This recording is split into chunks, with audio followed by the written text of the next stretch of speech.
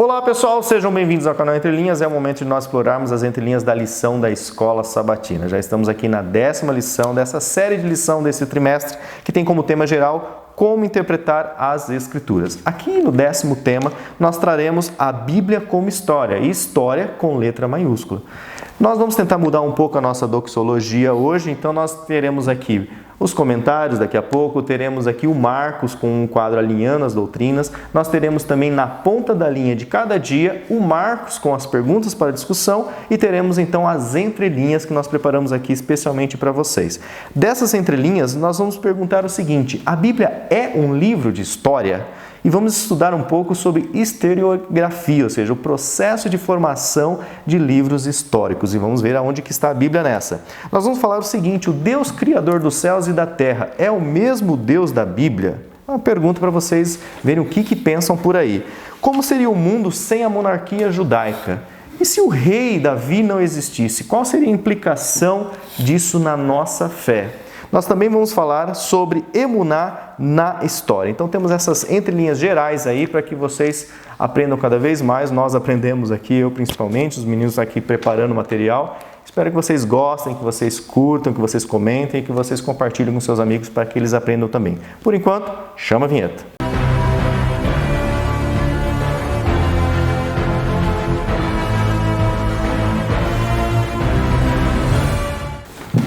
Bom, pessoal, queremos aqui destacar e também retribuir esse carinho que vocês têm tido conosco aqui, comentando, reagindo ao conteúdo nosso aqui.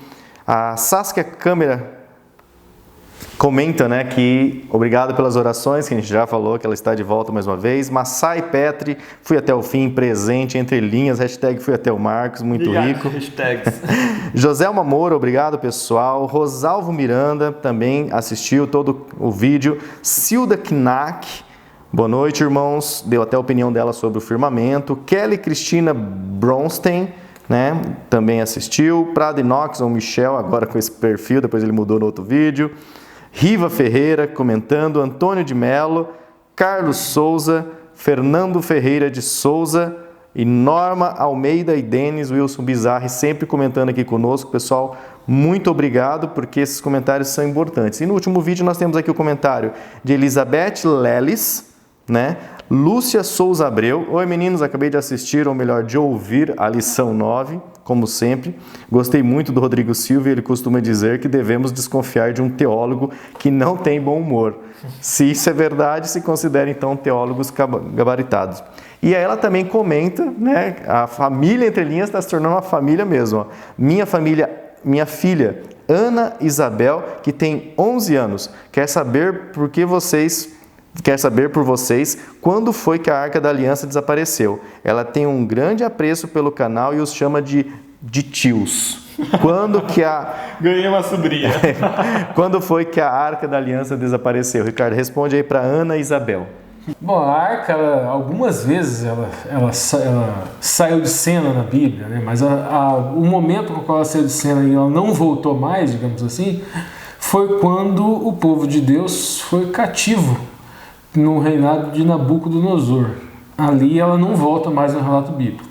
E aí é uma série de especulações de como ela desapareceu. Houve um incêndio, eles incendiaram o templo e não se sabe se esconderam essa arca para onde que ela foi. Mas tem quem diz que Deus os escondeu para ela aparecer nos últimos dias.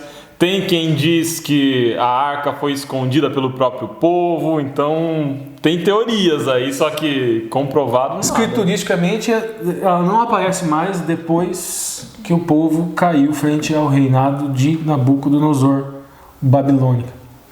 Legal, Ana Isabel. Espero que tenha aí sanado um pouquinho da sua dúvida e continue curiosa, Ana. Isso que vai movendo o cristão e Deus vai revelando aí muitos segredos aí. Tem uma outra pergunta aqui do Amós Soares que eu achei muito legal.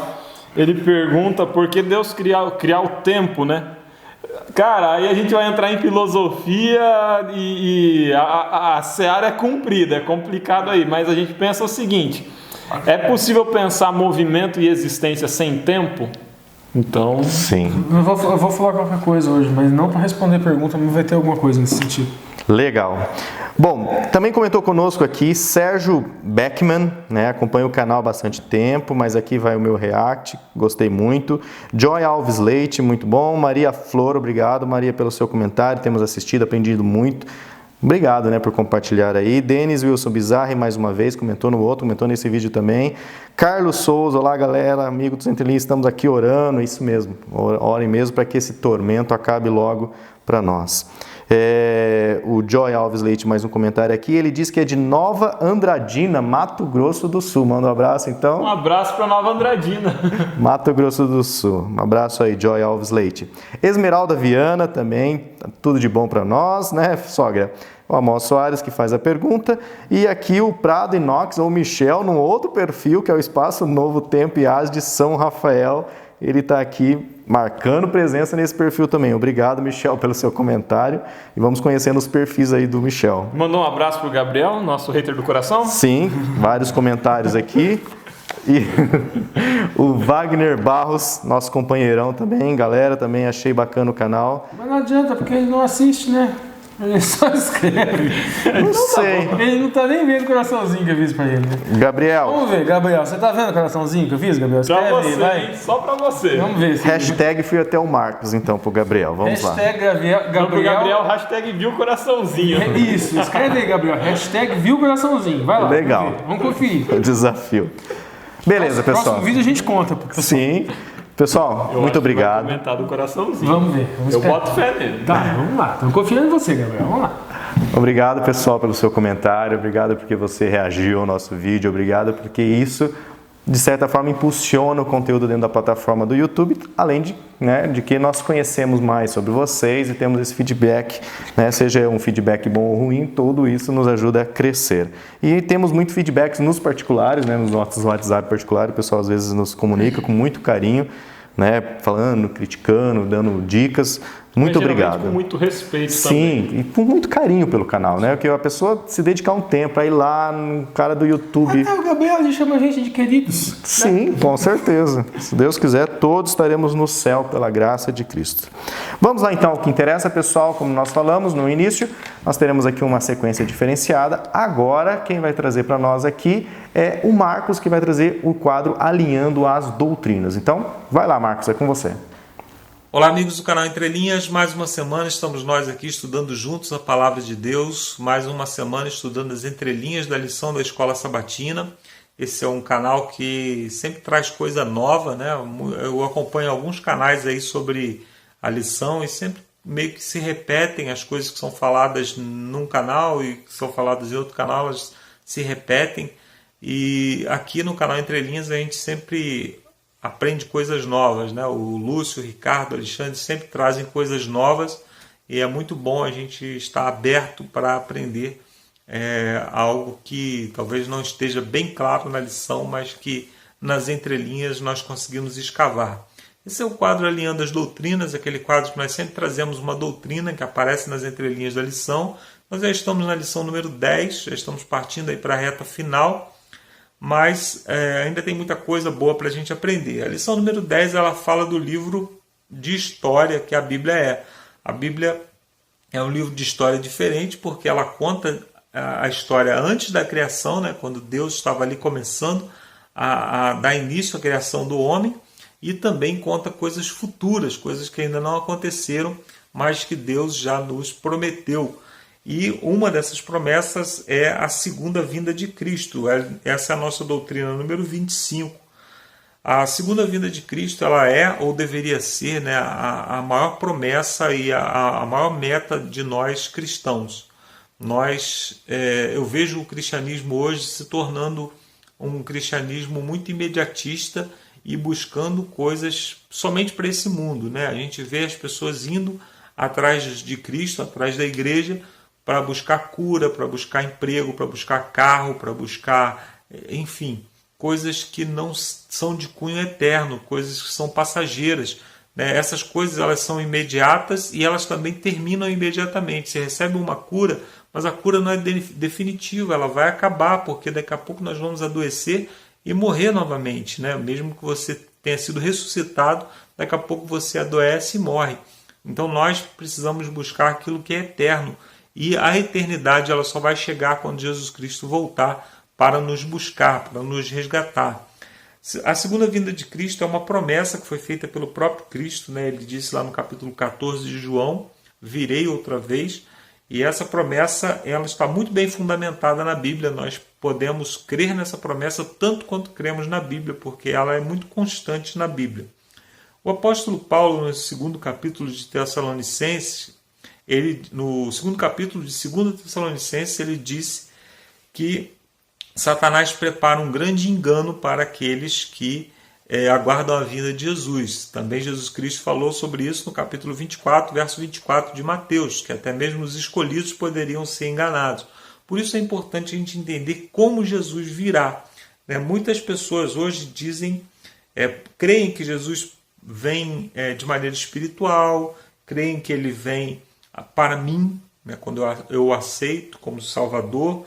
Mas na Bíblia nós lemos lá em Atos, no capítulo 1, verso 11, nós lemos assim: os quais lhes disseram os anjos, dizendo aos discípulos: homens galileus, por que estáis olhando para o céu? Este Jesus, que dentre vós foi recebido em cima no céu, há de vir como para o céu o viste ir.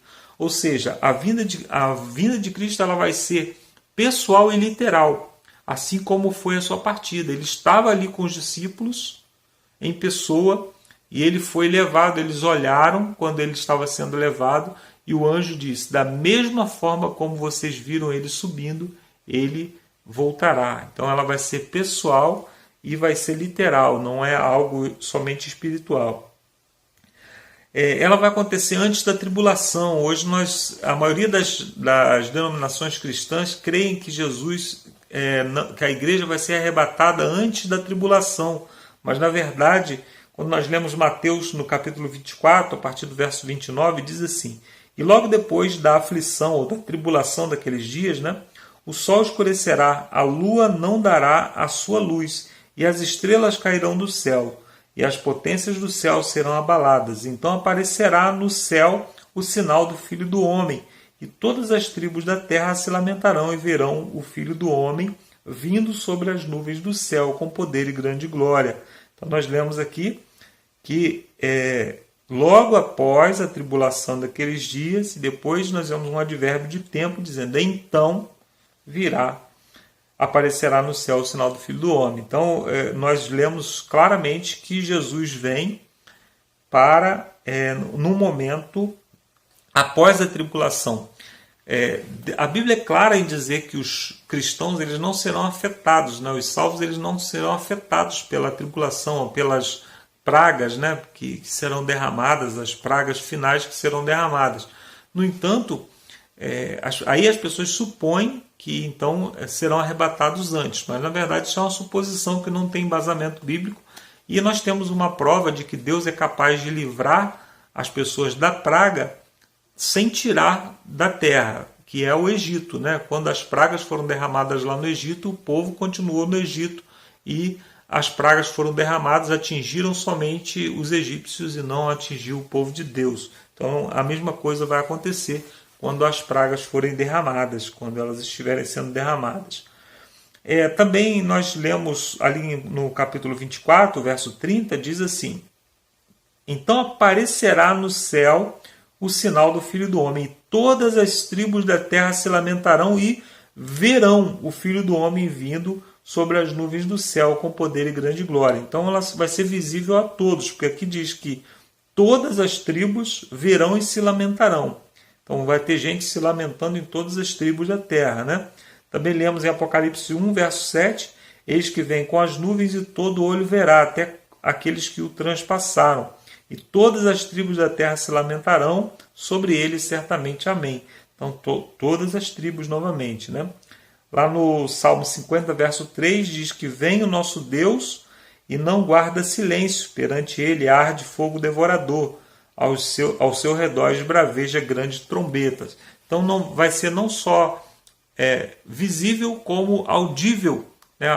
Sempre que nós lemos sobre a vinda de Cristo, está falando que vai ser visível, que todo olho verá, e também que haverá som de trombetas anunciando. Então todas as pessoas vão ouvir e ver. vai ser súbito, né, e inesperado. Isso é uma outra coisa que diz, aquela teoria dispensacionalista que diz que Jesus vai arrebatar a sua igreja, depois de 7 anos ele volta. Então, quer dizer, bastaria você esperar a igreja ser arrebatada e depois marcar 7 anos e você saberia quando Jesus vai voltar. Mas a Bíblia diz que quando ele vier, as pessoas não vão estar esperando. Olha só o que o apóstolo Paulo diz. Porque vós mesmos sabeis muito bem que o dia do Senhor virá como um ladrão de noite. Pois que, quando disserem a paz, segurança, então sobrevirá repentina destruição. E Jesus também falou, né, em Mateus, no capítulo 24, versos 42 e 43, que ninguém sabe o dia nem a hora. Então, como que as pessoas poderiam saber que ele vai voltar daqui a 7 anos se as pessoas não sabem o dia ou a hora? Então, se Jesus arrebatasse a igreja primeiro e voltasse daqui a 7 anos, bastaria marcar 7 anos e a gente saberia quando Jesus, quem ficou, né, saberia quando Jesus voltaria. Então, essa ideia de que a vinda de Cristo é repentina e as pessoas não sabem, ela joga por terra a teoria do dispensacionalista, né? Como a raça humana vai ser afetada pela vinda de Jesus? Diz, em Mateus capítulo 25, diz que todos estarão reunidos diante dele. Os dispensacionalistas também dizem que ele volta para a igreja e depois tem uma fase para os judeus e para os ímpios se arrependam. Mas, na verdade, olha só o que diz lá em Mateus, no capítulo 25, verso 31. E quando o Filho do Homem vier em sua glória, e todos os santos anjos com ele, então se assentará no trono da glória. E todas as nações serão reunidas diante dele, e apartará uns dos outros, como o pastor aparta os bodes das ovelhas. Todos estarão reunidos diante dele, não só a igreja, né? Quando ele vier, os mortos salvos, as pessoas que morreram salvas, aceitando Jesus Cristo como Salvador, elas vão ressuscitar. 1 Tessalonicenses 4 são as primeiras pessoas que serão atingidas pela vinda de Cristo, vamos dizer assim, né? Porque ele diz assim em 1 Tessalonicenses capítulo 4, verso 15: nós, os que ficarmos vivos, para a vinda do Senhor, não precederemos os que dormem, porque o mesmo Senhor descerá do céu com alarido, com voz de arcanjo e com trombeta de Deus, e os que morreram em Cristo ressuscitarão primeiro. Então, esses serão os primeiros atingidos pela vinda de Cristo. Os segundos são os salvos vivos. Nós que estivermos vivos, né, se nós estivermos vivos quando Jesus voltar, o verso 17, que é na continuidade, diz: depois nós, os que ficarmos vivos, seremos arrebatados juntamente com ele nas nuvens ao encontro do Senhor nos ares, e assim estaremos para sempre com o Senhor. Isso é definitivo, né? É para sempre. É algo que nós podemos ter confiança. Aí também ele diz: eis que vos digo um mistério, na verdade nem todos dormiremos, está falando da morte, né?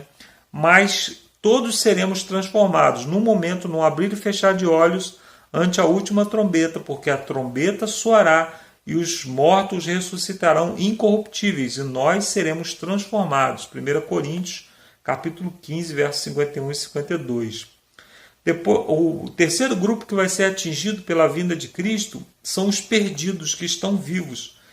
Então será revelado de fato o iníquo, a quem o Senhor desfará pelo sopro da sua boca e aniquilará pelo esplendor da sua vinda. 2 Tessalonicenses 2, 8. Então, após a vinda de Jesus, não fica ninguém vivo aqui, né? O esplendor da vinda vai matar todas as pessoas, né? Também nós lemos em Apocalipse 19: e os demais foram mortos com a espada que saía da boca do que estava sentado sobre o cavalo, e todas as aves se fartaram das suas carnes.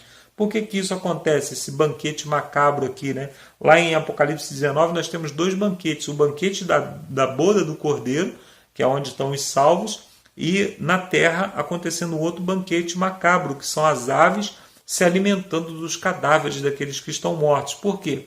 Porque os salvos foram arrebatados, estão com o Senhor nos ares, e aqui na terra não fica ninguém vivo. Então quem morreu vai ficar como esterco sobre a terra, não vai ter quem faça o sepultamento. E o quarto grupo que vai ser afetado pela vinda de Jesus aí só após 1000 anos, quando haverá a ressurreição de todos esses, para que se cumpra a profecia que Jesus disse: todo joelho se dobrará, né? Apocalipse capítulo 20, mas os outros mortos, que outros mortos? Os primeiros mortos são os mortos que ressuscitaram, né? São aqueles que aceitaram a Jesus Cristo como Salvador.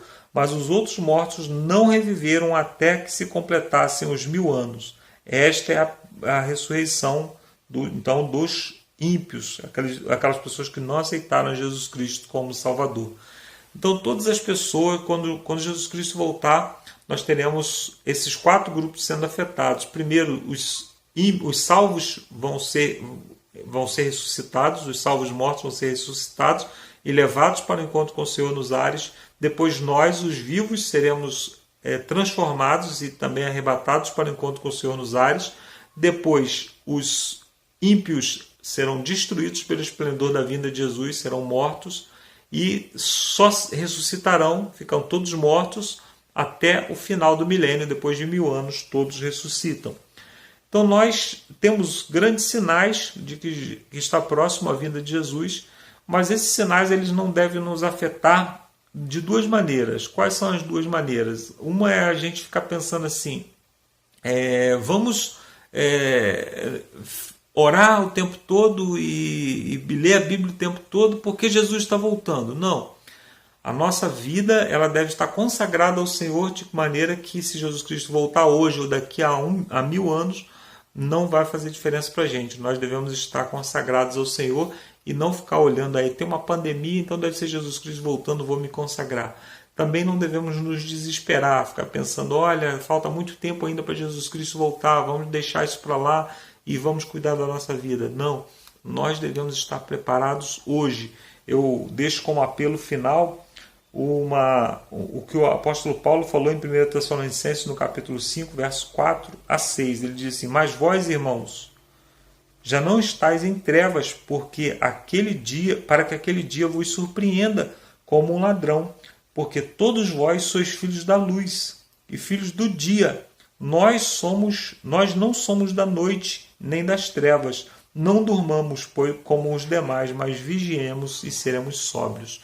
Que Deus nos abençoe e que possamos estar preparados para aquele dia quando Jesus Cristo voltar e preparando outras pessoas para que quando Jesus Cristo voltar possamos entrar nas mansões celestiais com todos aqueles que amamos. Eu termino essa participação aqui e daqui a pouco eu volto com as perguntas para a discussão. Um abraço e bom estudo a todos. Valeu, Marcos. Obrigado aí por você ter trazido o alinhamento às doutrinas. Agora nós vamos na ponta da linha de cada dia. E no sábado vai começar aqui com o Ricardo, na ponta da linha de sábado, Ricardo. E ele vai falar da estrutura histórica da Bíblia, o seu desenvolver linear da história. E vai dizer que na lição dessa semana vai ser trabalhado também, além desse linear histórico que é descrito na Bíblia, algumas evidências arqueológicas que corroboram que essas histórias narradas elas seriam verdadeiras. Basicamente é isso que ele fala no sábado. Legal. No domingo, Davi, Salomão e a monarquia, na ponta da linha desse dia. Bom, na primeira parte da lição de domingo, o autor da lição ele vai destacar a importância da monarquia judaica e do fato da monarquia judaica ser verídica, que as histórias contadas com relação a Saul, a Davi, Salomão, Roboão e os demais reis serem verdadeiras, e caso essas histórias não fossem, quais seriam os reflexos disso na nossa fé. E tem até uma entrelinha que você vai trazer depois, né? Sim. Então aqui, nessa primeira parte, tem 2 aspectos. O primeiro aspecto é o seguinte: qual seria o reflexo disso sob o ponto de vista da fé do indivíduo que lê, se aquela história da monarquia judaica não fosse verídica? E o segundo aspecto, que a gente tem que separar quando for ver isso daqui, de estudar esse dia da semana, quais seriam os reflexos disso sob o ponto de vista da humanidade. independente do texto ser verídico ou não, se a monarquia de Israel existisse. Porque são duas coisas completamente diferentes. Uma coisa será que, é a pergunta, será que o texto bíblico que descreve a história de Davi é verdadeiro? Outra coisa é dizer, será que se a monarquia judaica existisse, faria alguma diferença para o plano de salvação? Não existisse.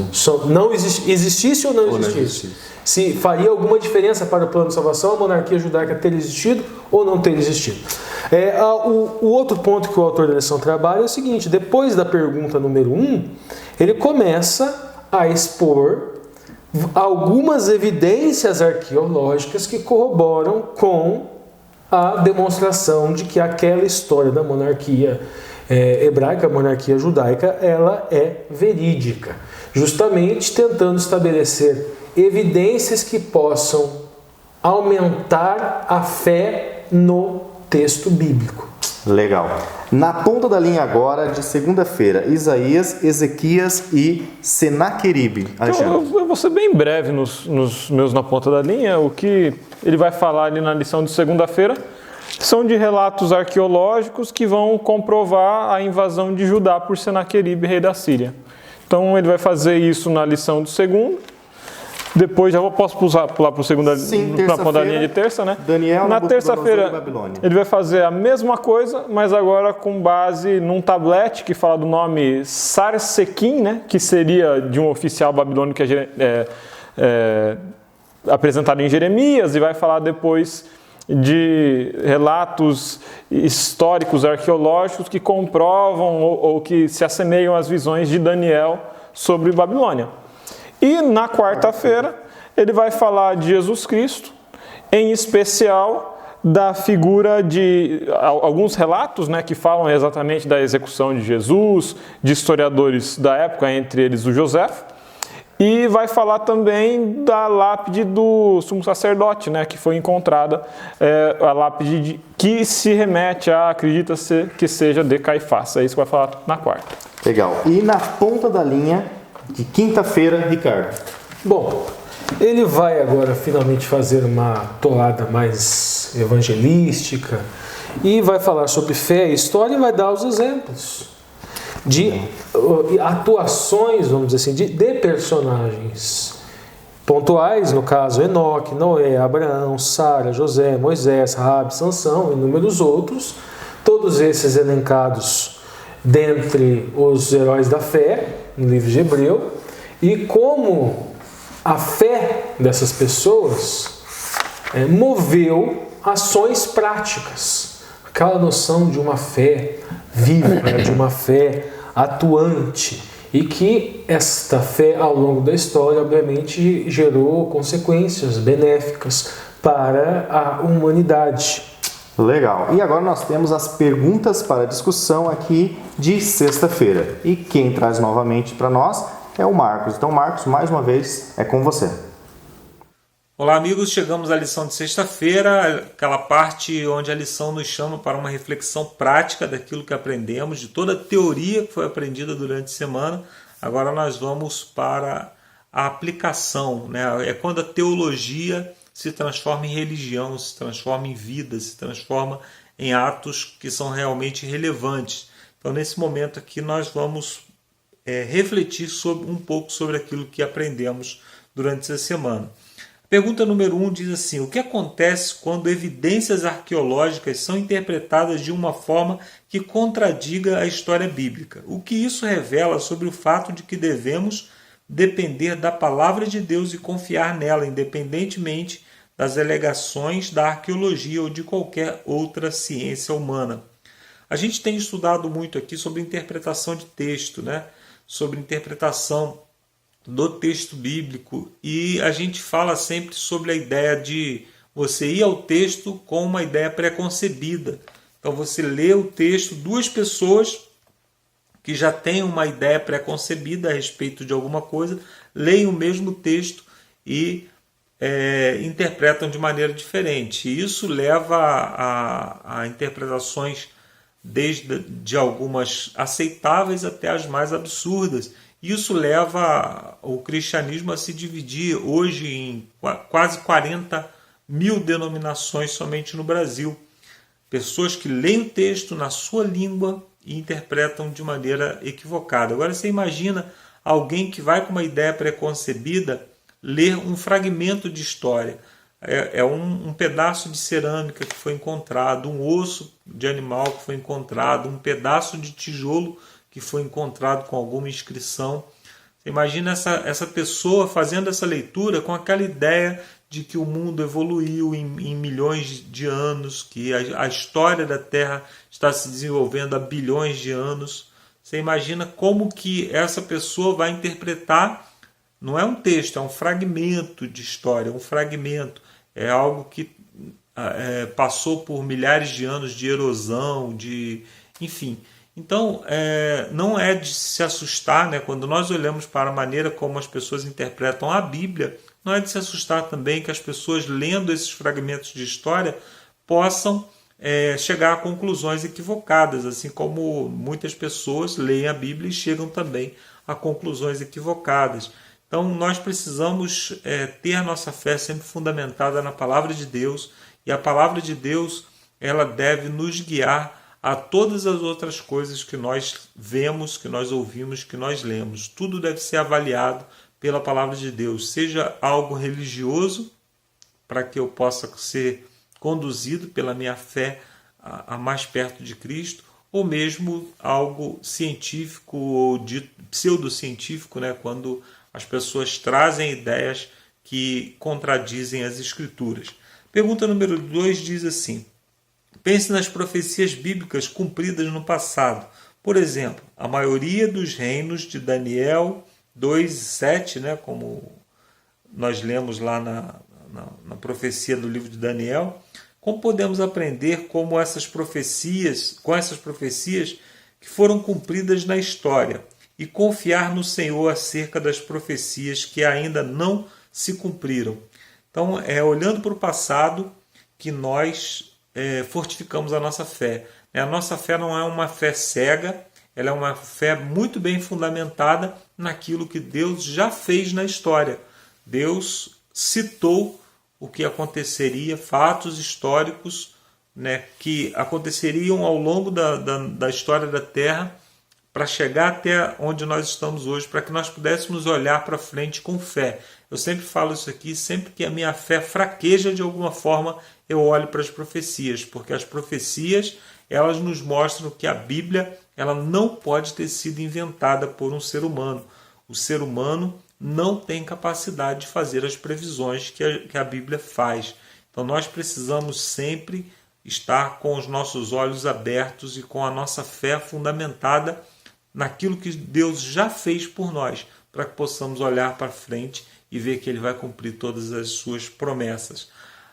Ainda que a história esteja contradizendo, ainda que aquilo que lemos nos livros de ciência esteja nos mostrando que o que nós cremos é algo absurdo, que nós cremos é algo que está fora dos parâmetros. Nós cremos num Deus que escreveu a história antes que ela aconteça e num Deus que interfere na história. Deus, ao longo da história, ele vem interferindo para que as coisas aconteçam, né? A maior interferência de todo foi vir aqui pessoalmente na pessoa de Jesus Cristo para nos salvar. Nós vamos continuar o nosso estudo, agora nós ainda não encerramos, mas no final eu volto com a oração final. Um abraço e bom estudo para você. Valeu, Marcos. Lembrando que ainda o Marcos volta a terceira vez aqui para encerrar com a oração. Agora, gente, nós temos o primeiro Marcos, o segundo Marcos e o terceiro Marcos. Legal, é o teste, né, de fidelidade do vídeo. Ou do Marcos agora. Pessoal, agora nós vamos entrar então nas entrelinhas. Vocês viram, né, nas pontas das linhas aqui de cada dia e o que nos motivou a achar essas entrelinhas, a buscar essas entrelinhas. E a primeira entrelinha, que é uma pergunta que a gente fez, é se a Bíblia é um livro histórico. E vamos aqui ter um pouco de noção de historiografia, ou seja, do processo de formação de algum documento histórico. E o Alexandre então vai explorar essas entrelinhas. E eu vou, de costume, dar um zoom aí atrás da câmera para você acompanhar bem de perto. Beleza. Então, será que a Bíblia é um livro de história? Vamos primeiro fazer uma distinção aqui entre dois tipos de história. Vamos colocar aqui uma história de H maiúsculo e uma história de H minúsculo. O que seria essa história de H minúsculo? Primeiro, minúsculo. A história de H minúsculo é uma narrativa. Qual que é a narrativa? A gente pode ter narrativas ficcionais. A história da Chapeuzinho Vermelho, a história da Branca de Neve, a história de Os Três Porquinhos. Fábulas. A gente pode ter narrativas históricas verídicas de fatos reais que também são histórias com H minúsculo. Por exemplo, um livro de biografia, uma autobiografia que Getúlio Vargas fez. Getúlio Vargas vai lá e escreve ao longo de sua vida um livro contando a história da própria vida. Isso é história com H minúsculo. O jornal fazendo o relato de um crime que aconteceu. A hora tal, do dia tal, fulano de tal foi lá e esfaqueou o outro. Isso é uma história com H minúsculo, é uma narrativa. Nesse sentido, a gente pode falar assim que a Bíblia é um livro de história. Porque a estrutura textual da Bíblia, em muitos momentos, é uma estrutura de narrativa. Exemplo, Gênesis. Gênesis vai contar uma história, vai ter uma narrativa ali. A gente vai para mim, o maior exemplo assim, de narrativa de história na Bíblia, mais próximo de uma ideia de um texto histórico, são os livros de crônicas. 1ª e 2ª Crônicas e os livros de 1º e 2º Reis. Lá no Antigo Testamento, porque eles se propõem a registrar fatos, registrar acontecimentos. Mas ainda assim, eu não considero a Bíblia um livro de história com H maiúsculo. O que eu entendo por história de H maiúsculo? História de H maiúsculo é o livro de história que passa pelo método de produção historiográfico. E para entender o que é o método de produção historiográfico, a gente tem que parar, sentar e conversar um pouquinho. Então vamos lá que a nossa fala vai nessa direção. Por que aquilo que o fulano de tal escreve não é história com H maiúsculo? Por que a Bíblia também não é história com H maiúsculo? Por que aquilo que você escreve na sua casa sobre a sua história de vida não é história com H maiúsculo? Porque não se propõe ao método e não se propõe à crítica. Para um texto ser de história enquanto ciência, essa história com H maiúsculo, primeira coisa, tem que ser produzido de acordo com um determinado método. Daqui a pouquinho eu vou explicar o que é esse método e como que ele se estabelece. E segundo, depois de ser produzido, tem que ser confrontado pela crítica.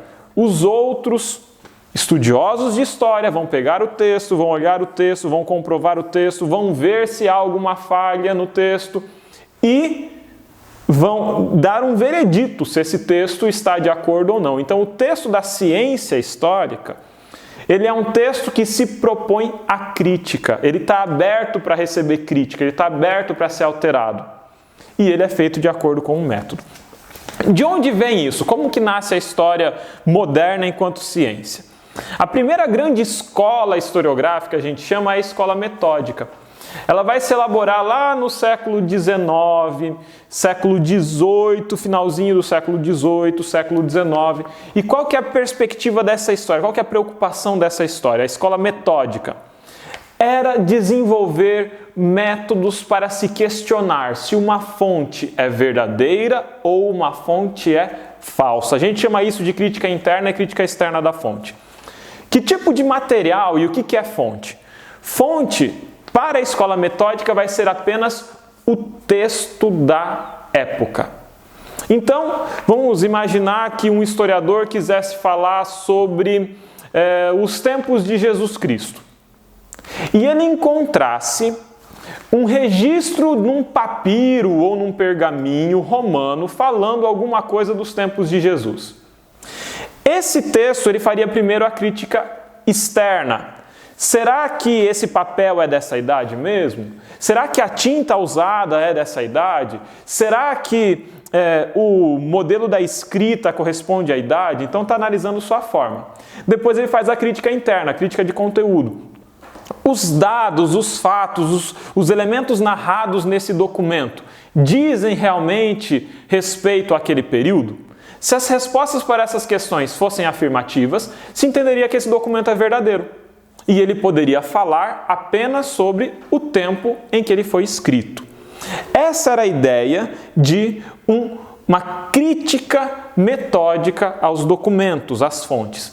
E o último tipo de fonte que se considerava era a fonte escrita, os relatos oficiais. Beleza?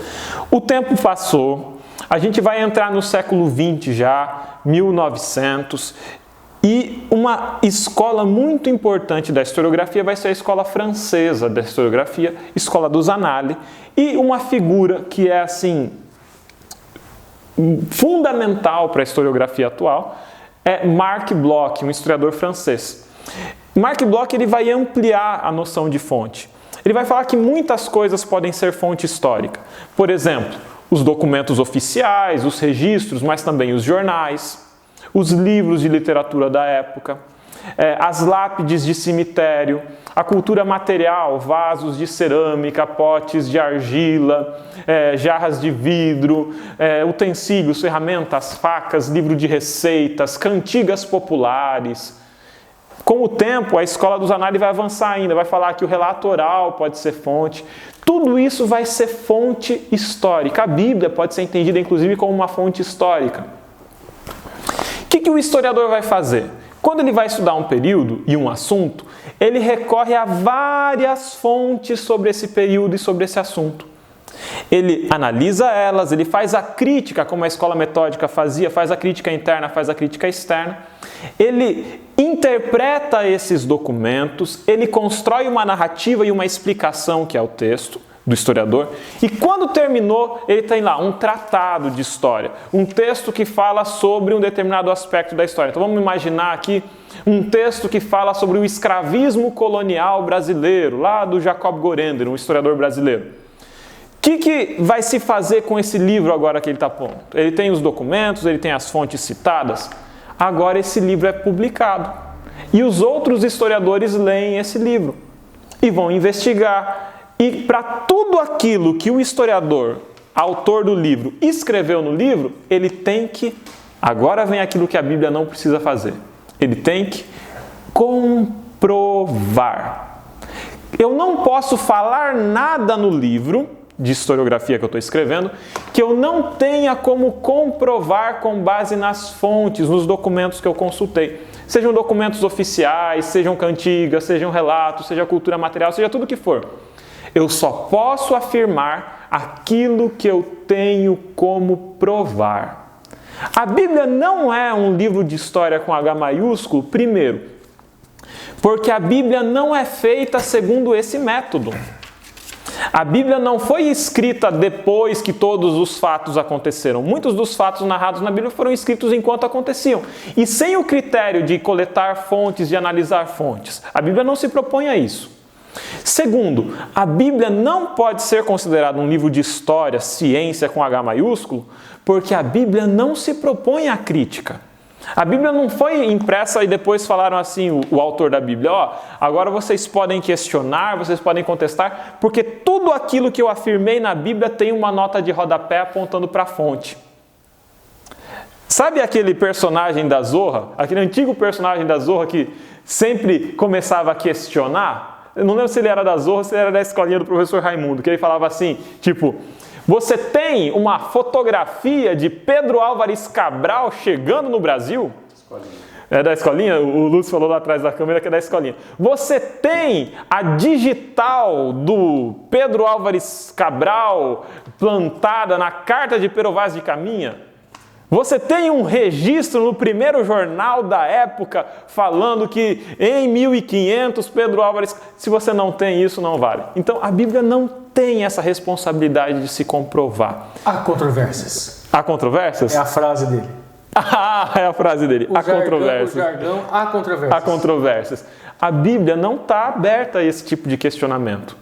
Na medida em que eu começo a usar a Bíblia enquanto um livro de história com H maiúsculo, eu exponho ela a esse tipo de crítica.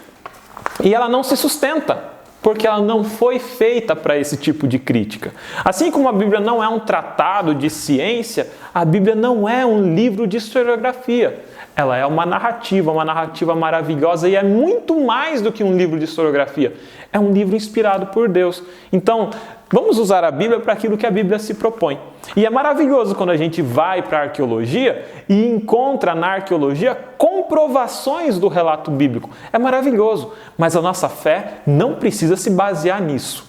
O relato arqueológico ele vem sempre como um complemento à Bíblia.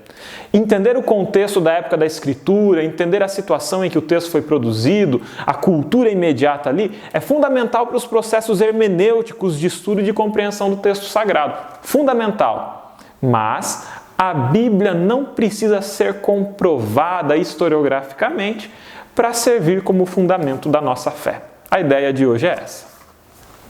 Ok, pessoal, depois dessa aula sobre historiografia, agora o Ricardo vai trabalhar aqui as entrelinhas de sábado, segunda, domingo e quinta-feira já num contexto só, como ele já comentou, já introduziu algumas coisas, né? Então, é com você, Ricardo, vai lá. Bom, gente, vamos lá. Basicamente... E eu vou dar um zoom lá, pode ir. Lindo. Vamos lá. É muito love.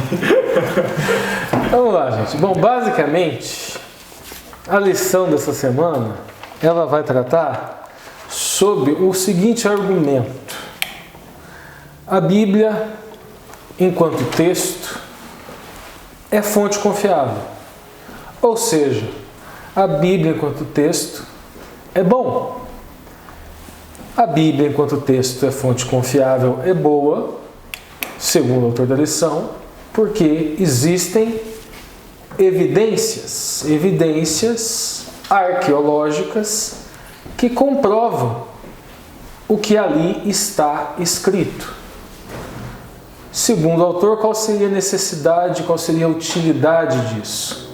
Se as histórias que ali estão escritas são verdadeiras, se o livro é bom e verdadeiro sob o ponto de vista histórico, então o livro também seria bom e verdadeiro sob o ponto de vista moral, sob o ponto de vista de ideologias e valores determinados.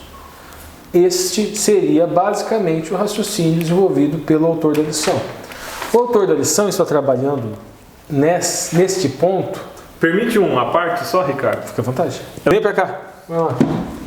Bom, pessoal, é justamente aí que vai estar a distinção da ideia da Bíblia enquanto um livro fidedigno e da Bíblia enquanto um livro de história com H maiúsculo. Por quê?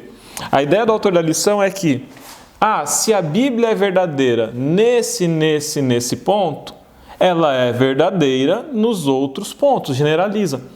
Para a historiografia não serve isso. Por quê? Se a Bíblia, na visão da historiografia, se a Bíblia fosse um livro científico, história com H maiúsculo, se a Bíblia é verdadeira nesse ponto, logo ela é verdadeira nesse ponto. Todas as outras afirmações da Bíblia, individualmente, se fosse um livro de história com H maiúsculo, teriam que ser comprovadas pelas fontes. E aí a gente volta lá. Cadê a forma de barro que foi usada para moldar Adão no Jardim do Éden? Não tem. Então não tem como comprovar essa parte. E aí fica há controvérsias do personagem da escolinha do professor Raimundo. Então, aí é que tá. A Bíblia não pode ser tomada enquanto livro da história com H maiúsculo. Mas é um livro fidedigno? Eu tenho toda certeza pela fé. Perfeito. Essa discussão, gente, o autor da lição está trabalhando com metaética. E eu vou explicar para vocês um pouquinho sobre metaética. A metaética, ela está dentro da teoria racional do discurso e a teoria moral do discurso. A teoria moral do discurso enquanto racionalidade. E várias são as teorias dentro da metaética. Eu vou elencar apenas 3, separei essas 3 pilares, vamos dizer assim, que foram não elaborados por mim, mas por Robert Alessi em sua obra Teoria Geral do Discurso Racional. do discurso moral racional. E ele fala num naturalismo. Para esta escola que desenvolve metaética, todo enunciado valorativo, todo enunciado moral pode ser convertido em um enunciado descritivo. E foi justamente isso que o autor da lição fez. Então veja bem, gente. O conceito, a Bíblia é verdadeira, a Bíblia é boa. Ela se converte no enunciado descritivo. Ela é boa porque achados arqueológicos comprovam que ela é boa. E daí se elenca. Descrição geográfica das linhas da batalha de 1 Samuel 17, 1-5. Aí começa a falar que o sítio de Kerbet Keiafa está localizado nas colinas, exatamente na área do acampamento de Israel descrito neste capítulo. E fala depois de escavações que foram feitas em fortalezas maciças fortificadas na época de Esaú, também corroboram. Ou seja, vocês percebem aqui um enunciado descritivo, ou seja, um enunciado que descreve evidências arqueológicas que vem sendo utilizados para um valor moral. Qual valor moral? Eu acredito em tudo que está na Bíblia. A minha fé, os meus valores estão baseados na Bíblia. Como as evidências corroboram, eu acredito nela. Isso é naturalismo. Mas o naturalismo, gente, ele possui um pequeno problema. Murray, ele falava da falácia naturalista. Qual é o problema desse tipo de argumento? Por exemplo, uma falácia, e ele utiliza esse exemplo. Bom é o que a maioria aspira. Veja, aquilo que a maioria aspira é um enunciado descritivo. Só que o que a maioria aspira necessariamente não é bom, não é nem sempre, vamos dizer assim, é bom. Um outro exemplo disso que nós temos agora aqui um pouquinho diferente. A Bíblia, obviamente, ela tem textos morais que acabam indicando aquilo que é bom. O bom comportamento, a boa conduta. Ocorre que esses textos precisam ser, nós já estudamos isso semana passada, interpretados. Então, uma mesma pessoa vai ler um texto bíblico que diz uma coisa, vai dizer, a Bíblia diz que isso é bom. O que ele está fazendo? Ele está utilizando justamente esta metaética naturalista. Ele fala o seguinte, tudo o que a Bíblia diz é bom, só que, quando na verdade a interpretação dele está sendo imposta. Então, quem tem o controle da interpretação da Bíblia, controla aquelas pessoas que acreditam que tudo que está na Bíblia é bom. Então ele diz, matar ou discriminar pessoas de uma cultura X ou Y é boa. Por quê? Porque a Bíblia diz. Qual é o enunciado descritivo? Tudo que a Bíblia diz é bom. O raciocínio naturalístico é utilizado para deformar uma mensagem. Por outro lado, isto não quer dizer que a Bíblia também ela não tenha sido escrita dentro de uma linha, vamos dizer assim, em alguns pontos naturalistas. Por quê? A Torá é um livro que narra, como o Alexandre falou, histórias. E a narrativa dessa história a narrativa nos serve de lições morais. Ou seja, existe um enunciado descritivo de uma narrativa, por exemplo, história de Davi, história de Salomão, história de Abraão, história de Enoque, história de Sara. E desse enunciado descritivo existem referências para coisas boas que nós devemos empregar na nossa vida. Seguindo, gente, o segundo, são 3, é o intuicionismo. Segundo o intuicionismo, nós percebemos, nós descobrimos os valores morais, os valores, toda a valoração, através de enunciados, através de coisas não empíricas. Enquanto o naturalista entende que de evidências empíricas e descrições, enunciados descritivos, é que nós conseguimos identificar o que é de bom, o intuicionismo fala que não existe referencial empírico, ou seja, eu não percebo através dos sentidos. Eu não vou perceber o que é de bom pela visão, eu não vou perceber o que é de bom pela audição. Eu vou perceber o que é de bom através de um sexto sentido, que eles chamam do quê? De faculdades especiais. Então eles falam que algumas pessoas teriam faculdades, que o ser humano teria uma faculdade especial para entender o que é bom. Outros falam que na verdade seria um conhecimento a priori de alguma coisa. Qual é o problema disso? Esse conhecimento a priori fica limitado a verdades evidentes. Então, esse intuicionismo limita a nossa compreensão àquilo que é evidente. Nós não vamos transitar pelo pardês, nós ficamos ali no Peshat. O alegórico não é acessível a gente, o drash, a comparação de texto não é acessível, os significados ocultos não são acessíveis. Então, evidências empíricas estariam afastadas disso. Só que tem um detalhe, gente. Também o Eterno se valeu dessa peculiaridade da realidade para nos ensinar. Quando? O que o Espírito Santo faz? Ele dota cada um de nós com o dom de conseguir entender o texto, de conseguir entender, de conseguir abstrair aquilo que é bom, se nós, obviamente, pedimos ao Eterno que Ele nos dê esta faculdade especial. O Evangelho, ele não precisa de nada especial, ele é simples. A linguagem do Evangelho ela é uma verdade evidente, é um conhecimento, é acessível através de um conhecimento a priorístico.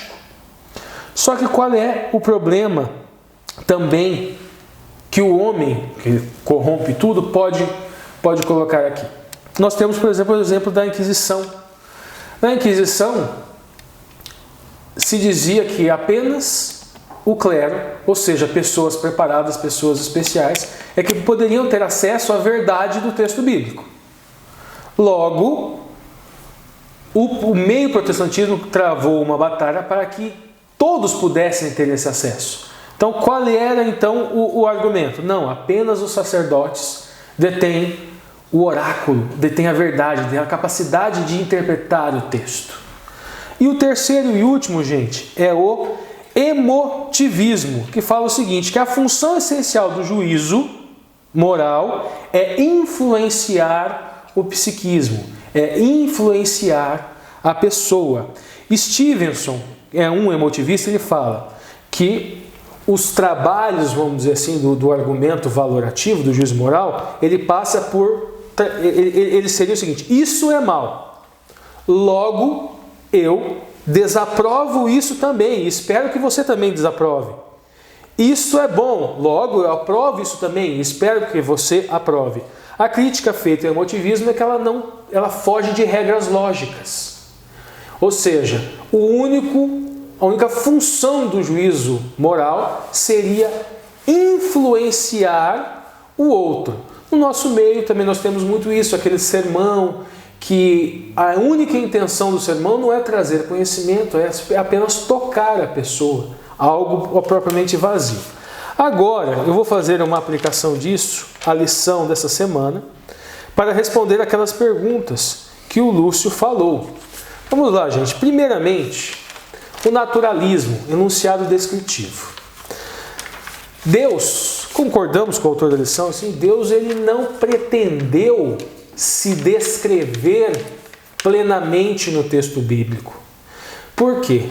O texto bíblico ele foi instrumentalizado por linguagem humana. Logo, o Deus descrito na Bíblia não é o mesmo Deus criador do céu e da terra.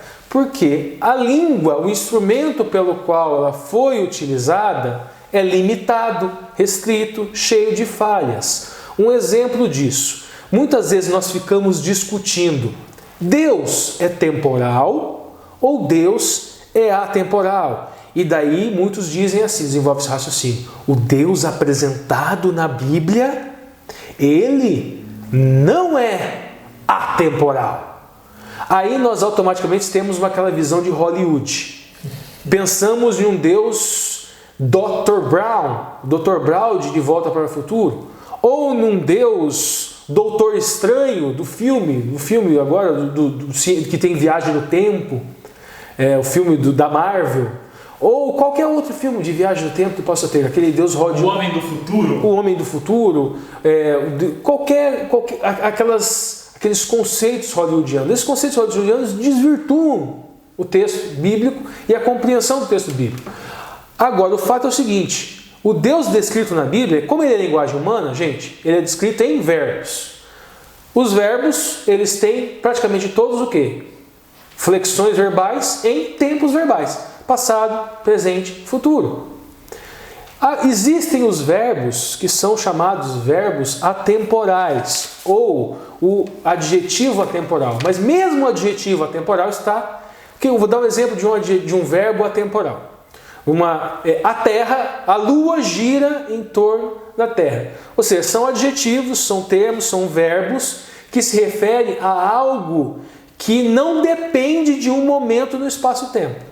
Isso foi utilizado na Bíblia para descrever Deus. Quando? R-E, Escher, R-E. Eu sou o que sou.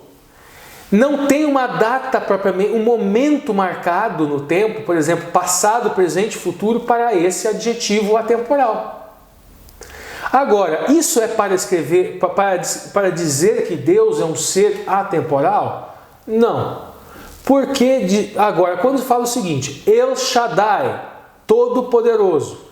El Shaddai significa que Deus é maior, inclusive, do que o tempo. Nos afastando daqueles problemas hollywoodianos, o que nós podemos dizer com El Shaddai e R-E? Que o que é o tempo? O tempo, dia, é a Terra girando em torno do seu próprio eixo. Ano é a Terra girando em torno do Sol. Será que um Deus El Shaddai Todo-Poderoso está limitado ao girar da Terra em torno do seu próprio eixo e ao girar da Terra em torno do Sol? Um Deus El Shaddai, um Deus Todo-Poderoso, por óbvio que ele não está limitado a dia, rotação de Terra, a ano, rotação de Terra em torno do Sol, a qualquer outro ciclo, seja o ciclo lunar. Então, quando nós agora deduzimos um Deus atemporal sob o ponto de vista que ele não precisa do giro dos astros. Isto é uma dedução. Mas qual é o enunciado descritivo que realmente importa? Essas descrições e essa dedução lógica que eu fiz agora a partir de El Shaddai, a partir de R-E, elas não são importantes. E qual é a descrição verdadeiramente importante que nós encontramos na Bíblia? Por um acaso Deus disse, eu sou atemporal, eu sou forte, eu sou poderoso. Quando ele foi se descrever em sua essência mais profunda, ele diz, Deus é amor. E qual é a utilidade disso? Esta descrição, esse enunciado descritivo de Deus é importante para nós porque você no seu dia a dia, você vai ter tem um relacionamento íntimo com Deus, independente das evidências arqueológicas encontradas.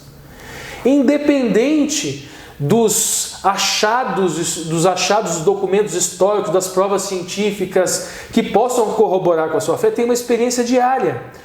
E com este Deus de amor. E com esta experiência diária, assim como Davi, que teve essa experiência diária. Assim como Abraão, que teve essa experiência diária, que ele viveu junto com o Deus de amor, ele viu as atuações desse Deus de amor no povo de Israel, na sua vida, ele também teve emuná. Fé é sempre fé atuante. Fé é você passar aquele amor que você evidencia no seu dia a dia, aquele amor que você identifica nas descrições bíblicas desse Deus, você passar para o próximo. Emuná, em significado de dicionário, ou fé, significa convicção interna, mas também significa cargo ou função. Então, se você acredita que a Bíblia descreve um Deus de amor, se você evidencia isso no seu dia a dia, você tem a sua função, ou seja, a sua emuná, o seu cargo nesta corte celestial é transmitir esse mesmo amor ao seu próximo e identificar aquelas pessoas que se dizem oráculos do Eterno, identificar esse discurso de amor nessas pessoas. Se esse discurso não for um discurso de amor compatível com a descrição que você olha no texto e com o Deus de amor que você evidencia no seu dia a dia, esta pessoa não está sendo enviada por Deus. Essa pessoa não fala em nome de Deus. Por fim, gente, se por um acaso, sob um ponto de vista, aparecerem evidências arqueológicas que não corroborem com o texto bíblico, por exemplo, se aparecerem evidências arqueológicas que a dinastia de Davi ela não existiu, eu me baseio na minha experiência diária para manter a minha fé no texto bíblico. Eu não devo manter a minha fé nas evidências arqueológicas, nos textos científicos que tentam corroborar com a minha fé. Porque muitas vezes podem aparecer, inclusive, evidências arqueológicas forjadas. E isto acaba, se a pessoa tem a base da fé dela em evidências arqueológicas, aparece uma evidência forjada, esta farsa é revelada, a minha fé vai ficar abalada? Eu não posso ter meu fundamento de fé nisso. Eu tenho que ter meu fundamento de fé na minha experiência pessoal. Se por um acaso não existisse Davi, a dinastia davídica, a dinastia Salomão, será que o evangelho seria afetado? Não, o evangelho não seria afetado. Deus, se não encontrasse pessoas para executar a sua emuná, a sua fé, as pedras falariam. Se o evangelho, se as pessoas se negassem a pregar o evangelho, as pedras falariam. Nós temos que focar no seguinte: não o que seria da história da humanidade sem Davi, mas o que seria da história da humanidade se Deus não tivesse se utilizado de Davi, se Deus não tivesse utilizado de Salomão como um instrumento seu. Então, com base na nossa experiência pessoal com esse Deus de amor, que nós possamos seguir sendo instrumentos desse Deus. Bom, pessoal, agora nós teremos aqui o terceiro Marcos, que encerra toda essa programação, todo esse vídeo que nós apresentamos para você, com uma oração. Então, Marcos, mais uma vez, é com você. Chegamos ao final da lição, chegamos ao final desse vídeo. Eu espero que você tenha se fortalecido, espero que você também tenha gostado do novo formato aqui do programa. Se você gostou, se não gostou, deixe também o seu comentário aí para que a gente possa saber e para que a gente possa ir se adaptando ao que melhor lhe atende. Vou convidar você nesse momento para fazer aquela oração onde nós nos prostramos diante do nosso Deus para que Ele possa nos receber na sua presença e guardar todas essas verdades no nosso coração. Vamos orar? Santo e bondoso Deus, muito obrigado pelo estudo que tivemos até aqui, muito obrigado pela proteção, pelo cuidado que o Senhor tem tido com todos nós. Nós te pedimos, Senhor, que o Senhor continue guardando não só nós mesmos, mas nossos familiares, nos livrando de todo mal, nos ajude a passar por esse momento conturbado que estamos passando e que ao final de tudo, Senhor, quando sairmos desse momento, possamos sair mais próximos de Ti, mais próximos da cruz de Cristo, que é o lugar mais alto que nós podemos atingir nessa terra. Nós te pedimos pela Tua graça, Senhor, que o Senhor volte logo e nos resgate desse mundo de trevas, mas que enquanto isso não acontece, que o Senhor fortaleça a nossa fé e nos dê ânimo para trabalhar na tua causa. É o que te pedimos, com perdão dos nossos pecados, pelo nome de Jesus. Amém. Obrigado, amigos, e até a semana que vem.